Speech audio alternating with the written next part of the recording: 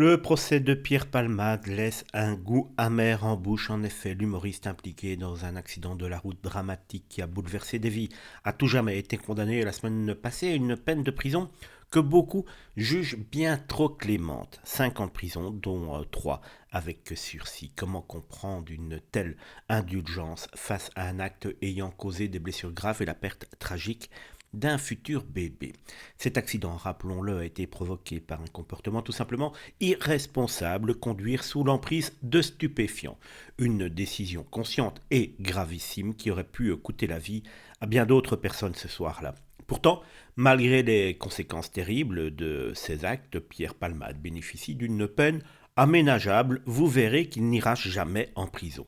Une décision qui scandalise et pose de sérieuses questions sur l'équité de la justice. Certains se demandent si l'artiste jouit d'un traitement particulier en raison de son statut. Ce sentiment de favoritisme est renforcé par l'attitude de l'accusé durant le procès, jugé par certains comme peu empreint, de remords sincères. Les témoignages déchirants des victimes, notamment celui de Mila, la jeune maman ayant perdu son bébé, ont laissé la salle d'audience sous le choc. Pourtant, la sanction infligée à Pierre Palmade semble dérisoire en comparaison à l'ampleur des dégâts causés.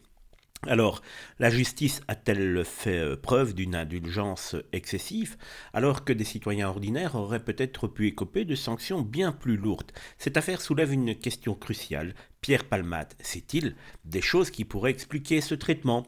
Ces murmures, bien qu'infondés, traduisent une méfiance croissante envers une justice perçue comme inégale. Il ne s'agit pas ici de réclamer une vendetta ou une peine disproportionnée.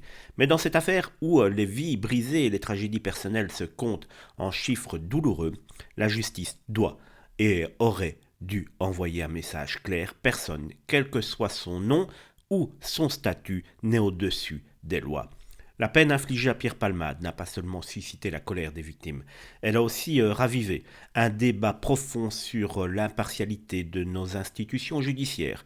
Une question demeure, la justice a-t-elle été rendue ou a-t-on assisté à un spectacle biaisé? À vous de me le dire en commentaire.